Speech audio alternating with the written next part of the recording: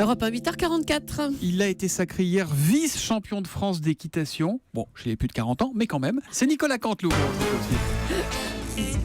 Bravo. C'est presque du direct. C'est la revue de presque de Nicolas Canteloup. C'est le best-of. Les images ont fait le tour des télés hier, celle du DRH d'Air France dont la chemise a été déchirée par les grévistes et qui est évacué torse nu. On le voit même escalader une barrière. On va essayer d'appeler le service DRH d'Air France pour en savoir plus. Bonjour, tu es bien sur le répondeur de la direction des ressources humaines d'Air France, où tu pourras rencontrer les DRH les plus chauds de ta région. Si tu veux déshabiller Fabrice en criant « Vive la CGT », tape 1. Si tu veux déshabiller Étienne en réclamant des indemnités, tape 2.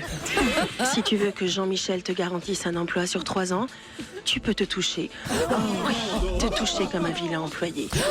Tu peux aussi demander un entretien d'embauche tout nu ou te faire remettre ton solde de tout compte par les comptables les plus coquins de l'Île-de-France.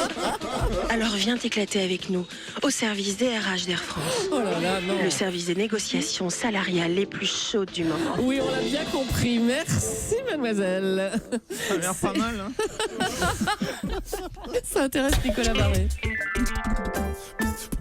Monsieur Juppé, puisque vous êtes là, on va parler d'autre chose. Le Canard enchaîné sort une nouvelle affaire Sarkozy. Au cours des journées parlementaires à Reims, Nicolas Sarkozy aurait refusé de dormir dans le même hôtel que les députés et les sénateurs. Il a préféré une suite grand luxe impératrice d'un relais château pour la somme de 1 600 € payés par le parti en plus. Oui, apparemment, j'ai découvert ça. Oui. Ah, bah, écoutez, il a la belle vie, Pépère. Hein. Il vient en jet privé, il dort dans une suite à 1600 boules.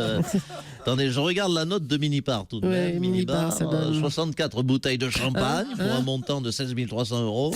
Oui, vous savez, Nicolas aime bien prendre des bains au champagne. C'est un petit péché mignon. Alors, qu'est-ce qu'il a mangé de cher? Je regarde, soyons exhaustifs. Non, autant pour moi. Non, il a pris juste un club sandwich. Non, alors là, autant pour moi. Là, je m'auto-flagelle, j'étais médisant. Un club sandwich au caviar, 800 €. Oui, non, c'est ballot, parce qu'on a exclu Morano alors qu'elle, elle bouffait juste un bousseau sifflard, elle n'allait jamais chez le coiffeur. Elle coûtait pas cher, Nadine, vous savez. Merci d'être passé, merci monsieur Juppé. Les derniers sondages sont favorables au président de la République et au Premier ministre. Justement, ils remontent tous les deux de 3 points. Ils sont à 26 et 35. François Hollande, une explication à cette remontée? Vous pouvez le refaire, là, c'était bien. Oh, bravo.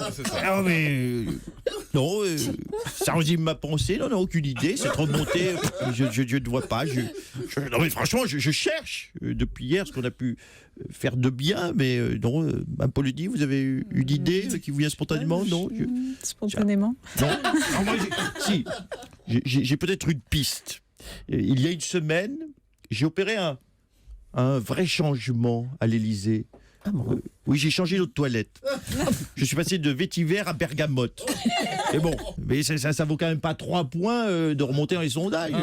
Changement d'eau de toilette, non? Vous qui êtes spécialiste.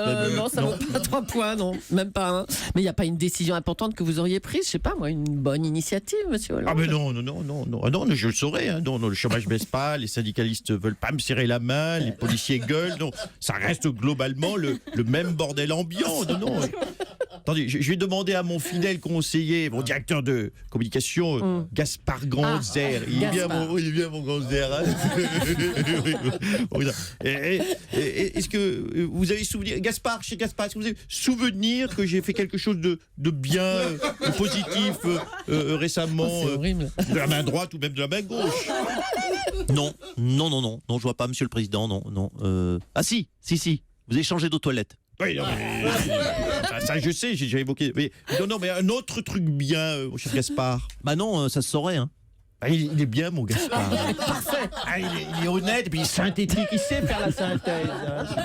Merci, monsieur le président. J'en prie.